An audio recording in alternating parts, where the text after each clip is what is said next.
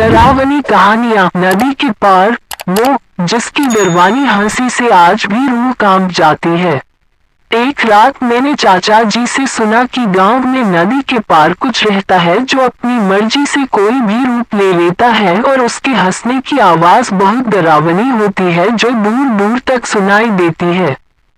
उसका असली रूप जिसने देखा उनमें से कुछ तो मर गए और बचे हुए उसके भयानक रूप के बारे में किसी को नहीं बताते थे।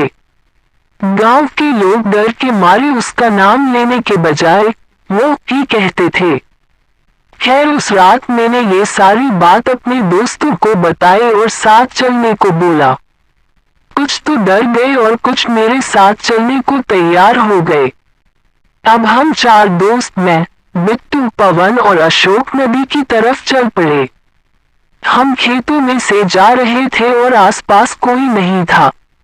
फिर हम नदी के ऊपर बने पुल से नदी पार करके बंजर जगह पर पहुंच गए जहां बहुत से आम के पौधे थे जिसके ऊपर आम जैसे फल लगे होते हैं जिसके अंदर रुई जैसा कुछ होता है।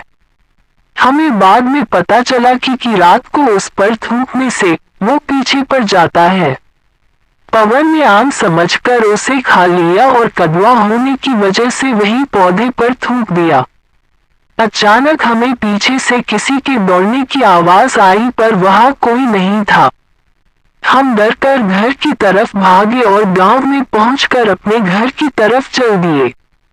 पवन और बिट्टू का घर एक ही रास्ते में था। जब वो साथ साथ चल रहे थे तभी पवन के पापा सामने खड़े मिले और बोले कि बेटा मैं तुम्हारा ही इंतजार कर रहा था और वो तीनों साथ में चल पड़े। बिट्टू के घर के पास पीर बाबा की दरगाह थी। बिट्टू के पापा ने वहां पहुंचने से पहले ही पवन से बोला कि बेटा आज दूसरे रास्ते से चलते हैं।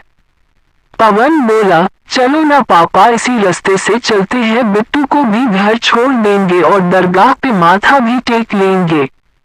पर उसके पापा ने गुस्से में नहीं बोला और दूसरे रास्ते की तरफ चल पड़े।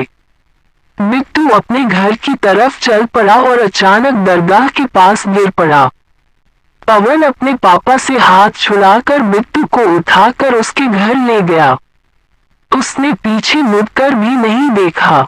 जब वो दोनों बिट्टू के घर पहुंचे तो उनके ये देखकर होश उड़ गए कि बिट्टू और पवन दोनों के पापा बातें कर रहे थे। पवन को देखकर वो बोले कहाँ खेलने गए थे बेटा, इतना टाइम हो गया। पवन घबराकर बाहर की तरफ दौड़ा और उसे दूर दूर तक कोई नजर नहीं आया और अचानक एक डरावनी हंसी की आवाज सुनाई दी और सब शांत हो गया। उसके बाद ये सारी बात उसने मुझे बताई और आज तक वहां कभी नहीं गए। इस घटना को कई साल बीत गए लेकिन पवन आज भी उस डरावनी हंसी को नहीं भुला पाया है। अधिक कहानियों के लिए बोलती कहानियां।